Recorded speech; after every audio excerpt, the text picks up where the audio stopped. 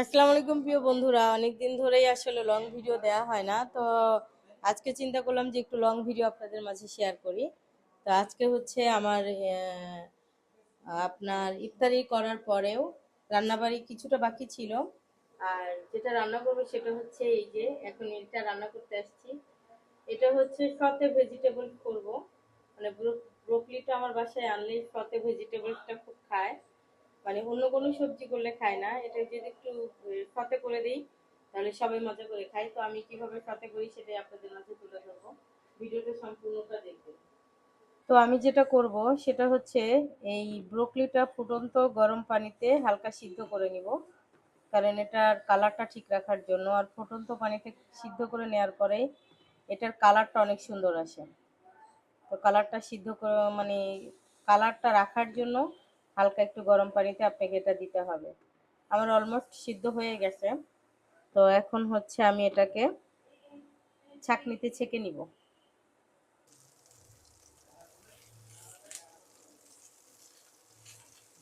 এখন হচ্ছে আমি ব্রোকলিটা দিয়ে দিব।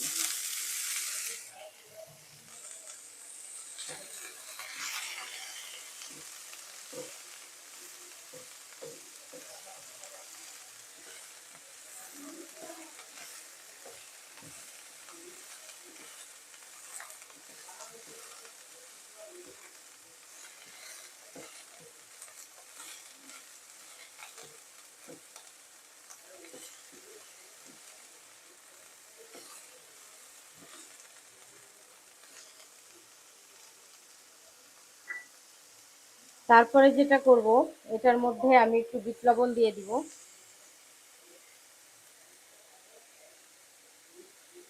অন্য কোনো লবণ দিব না, জাস্ট একটা বিট লবণে হবে।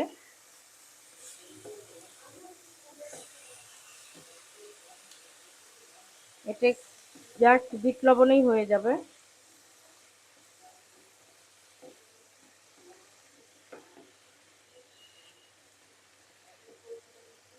দেখেন কালারটা কিন্তু যেমন তেমনই আছে।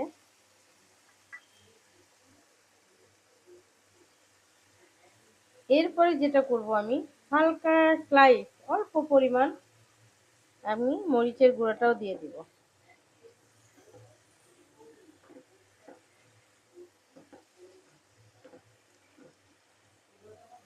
এটার সাথে আমি ওই দিন আরো কিছু সবজি দেখলাম, বাট আজকে শুধুমাত্র ব্রোকলিটাই করছি।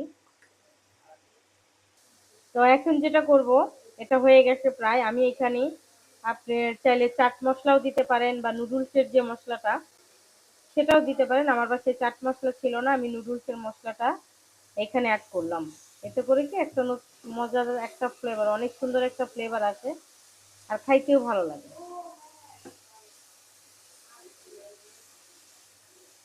আমি আসলে ব্রোকলিটা এইভাবেই খাই, আমার বাসার সবাই এইভাবে খুব পছন্দ করে।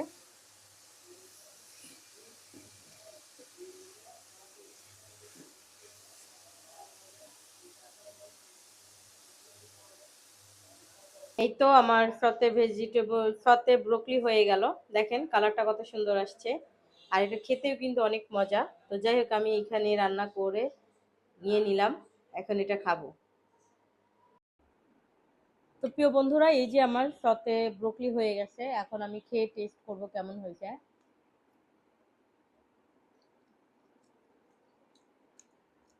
হুম, অনেক মজা।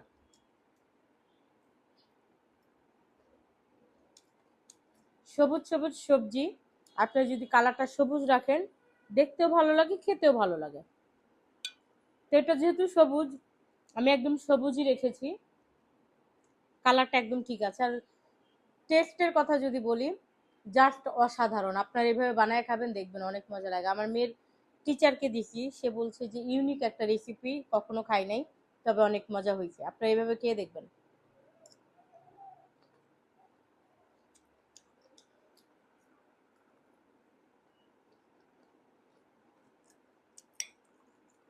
হুম।